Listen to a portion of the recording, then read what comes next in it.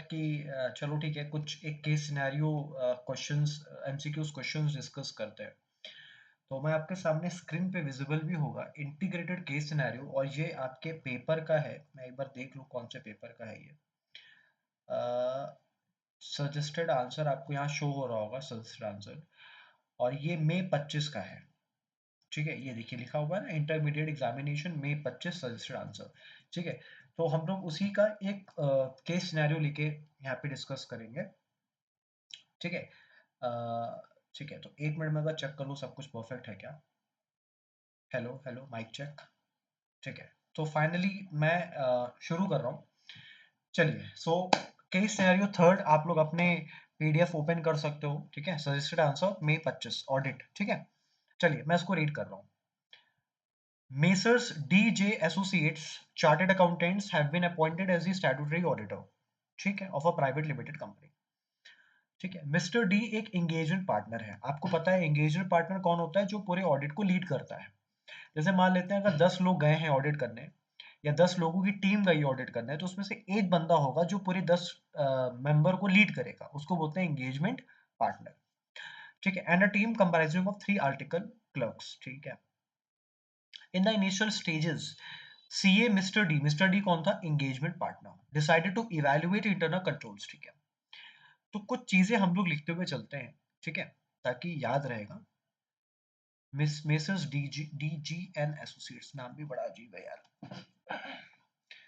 कोई बात नहीं। सो मेसर्स डी जी एसोसिएट्स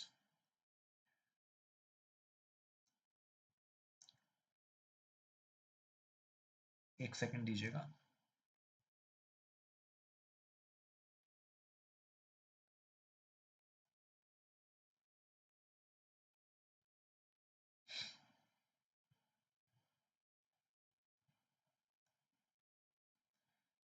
ठीक है, सो ऑडिट फर्म का नाम है messrs D G associates. Messrs D G and associates, ये आपके एसोसिएट्स, ये आपके सीए फर्म का नाम है। क्लाइंट का नाम है आपका I think H T private limited.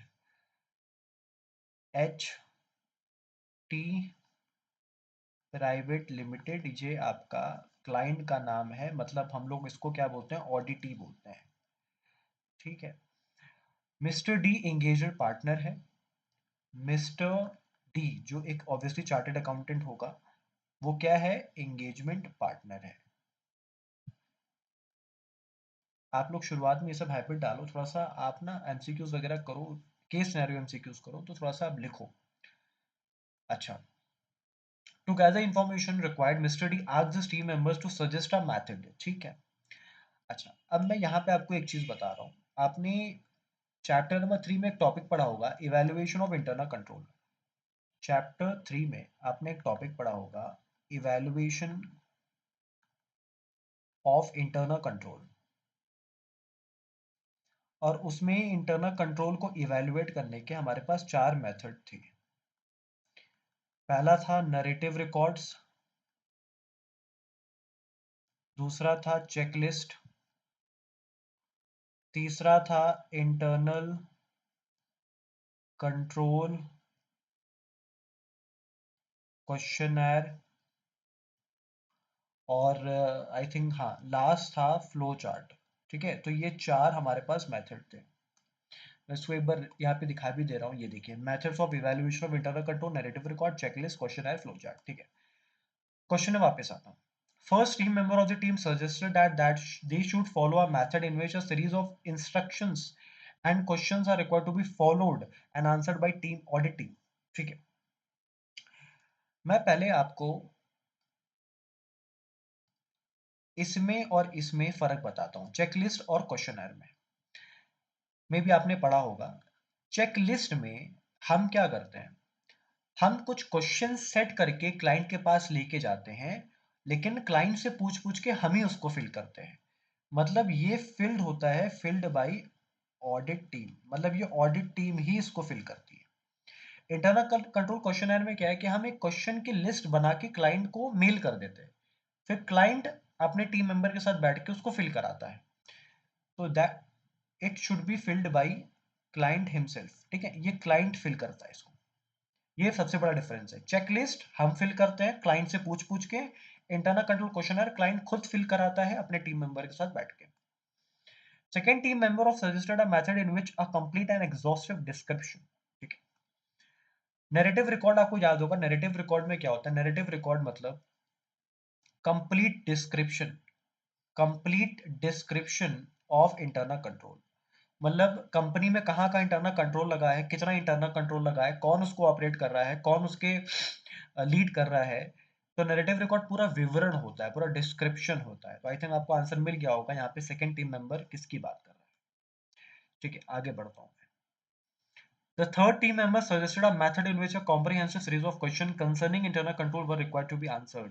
ठीक है, तो ये जो फर्स्ट टीम मेंबर है, आई थिंक वो आपको मालूम चल गया होगा, आंसर्ड बाय ऑडिट टीम, ये बात कर रहा है आपका उसकी चेकलिस्ट की। सेकंड टीम मेंबर बात कर रहा है नैरेटिव रिकॉर्ड की, और थर्ड टीम मेंबर बात कर रहा है इंटरनल कंट्रोल क्वेश्चनर की। क्वेश्चन पे बढ़ते हैं। In initial stage of conducting audit, CA Mr. D decided to evaluate internal control. Evaluation of internal control is very important part of internal control का evaluation करना इंपॉर्टेंट क्यों है? देखो, ये इकलौता ऐसा क्वेश्चन है, मुझे लगता है कि इसके एक आध आंसर हो सकते हैं। इंटरनल कंट्रोल का इवैल्यूएशन नहीं करेंगे तो ऑब्वियसली एविडेंस नहीं मिलेगा। तो इसका आंसर बी भी हो सकता है और इसका आंसर डी भी हो सकता है। ऑडिट प्रोग्राम, ऑडिट प्रोग्राम क्या है? स्टेप बाय स्टेप प्रोसीजर्स, ठीक है। तो इंटरनल कंट्रोल का इवैल्यूएशन करना ऑडिट प्रोग्राम का भी पार्ट होता है। तो आई थिंक इसका आंसर बी और डी दोनों ही सही है, ठीक है। मुझे नहीं पता आईसीआई का आंसर क्या है, बट मैंने जब इसको प्राइमा फेसिया देखा, ठीक है, तो इंटरनल कंट्रोल का evaluation is a very important part of audit documentation, ये स्टेटमेंट भी ठीक है। Evaluation of internal control is very important part of audit programme, ये स्टेटमेंट भी ठीक है। 10th पे आते हैं हम लोग। एक बार अपना आंसर्स भी लिखते हुए चलते हैं। 9th का बी और डी वो दोनों ही सही है, तो मैं 9th में बी और डी दोनों ही यहाँ पे टिक कर दे रहा हूँ।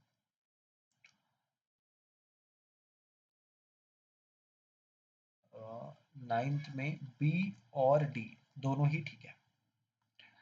The method suggested by first team member according to which a series of instruction which a member of audit staff must be follow, ठीक है। तो मैंने आपको बोला था फर्स्ट टीम मेंबर बात कर रहा है चेकलिस्ट की, तो 10th का आंसर होगा बी, चेकलिस्ट। 11th पे आते हैं। 11th आप पढ़ो एक बार, आप लोग पढ़िए 11th।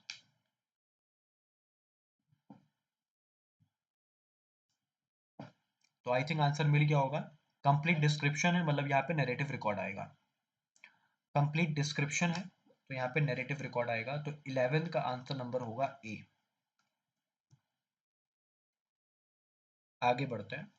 12th पे आते हैं। The third team member suggested a method in which a comprehensive series of questions concerning, ठीक है, are usually issued to the client and client is requested to fill it, ठीक है, मैंने आपको लिखवाया था।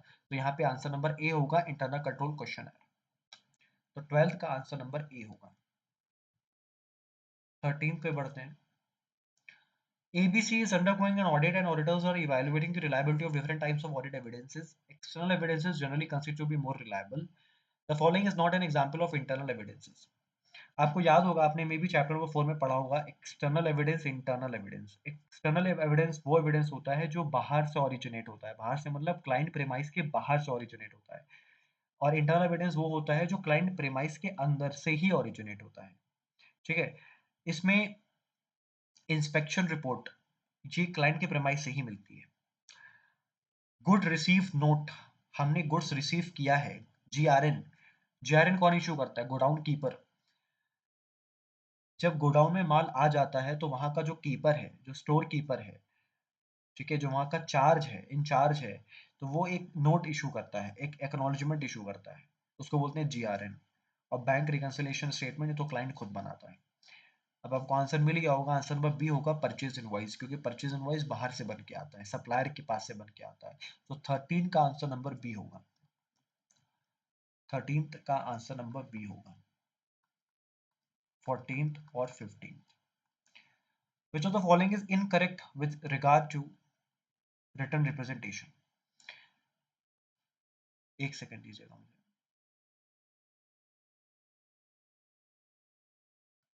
ठीक है, फिलहाल तो सब ओके है। पूछ रहा है कि रिटर्न रिप्रेजेंटेशंस के हिसाब से कौन सा इनकरेक्ट स्टेटमेंट है। तो क्या लिखा हुआ है, written representation are important source of audit evidence, सही है। Are necessary information that the auditor requires in connection, सही है। Written representation not only provide necessary audit evidences but also provide sufficient on their own, नहीं, गलत है ये, गलत है। आपने 580 में पढ़ा था रिटर्न रिप्रेजेंटेशन ऑब्वियसली एक ऑडिट एविडेंस है, सपोर्ट भी करते हैं, बट ये खुद में एक सफिशिएंट एप्रोप्रिएट एविडेंसेस नहीं है। तो इसका आंसर नंबर सी होगा, 14 का सी होगा।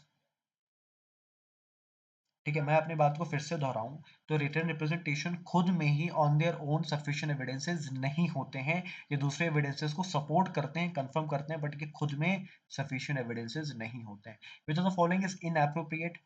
तो once the strategy is test is established audit plan can be developed, ठीक है, सही बात है, पहले स्ट्रेटजी बनती है फिर प्लान बनता है।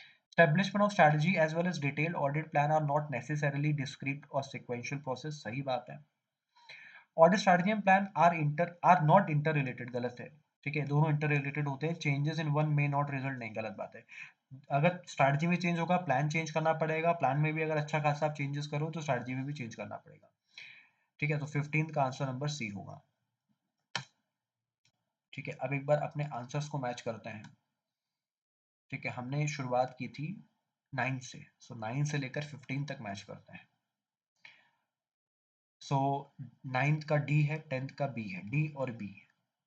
ठीक है, ठीक है, तो हमने दोनों टिक किया था, तो इन्होंने डी को ज्यादा फोकस किया, डी और बी। डी था आपका ऑडिट प्रोग्राम, ठीक है, ध्यान रखिएगा, डी था आपका ऑडिट प्रोग्राम, डी और बी।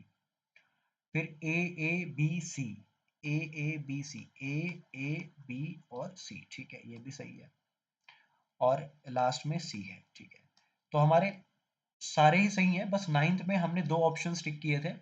एक बार मैं 9th में वापस आपको लेके आता हूँ। ठीक है, इनकेस, सो 9th क्या था, evaluation of internal control is very important part of audit report, audit evidences, audit documentation, audit program. ठीक है, मैंने आपको बोला था कि ऑब्वियसली इंटरनल कंट्रोल का एवेल्युएशन एक इंपॉर्टेंट पार्ट है ऑफ गैदरिंग ऑडिट एविडेंस, ये भी सही है बोलना, और ऑडिट प्रोग्राम ये भी सही है बोलना। ठीक है, लेकिन इन्होंने डी को आंसर किया है, तो ठीक है, हम लोग डी ही ध्यान रखते हैं। ठीक है, लेकिन दोनों ही सही है एक तरीके से। चलिए, तो इस वाली वीडियो में इतना ही रखते हैं। ये हमारा था, मैं आपको फिर से बोलूँ, मई 25 का सर्चड आंसर है। ठीक है, अगर आपको ऐसे ही और एमसीक्यूज चाहिए तो मुझे बताइएगा। ठीक है, और कैसा लगा आपको एक्सप्लेनेशन और इनिशिएटिव, तो मुझे बताइए। चलिए, ओके, थैंक यू।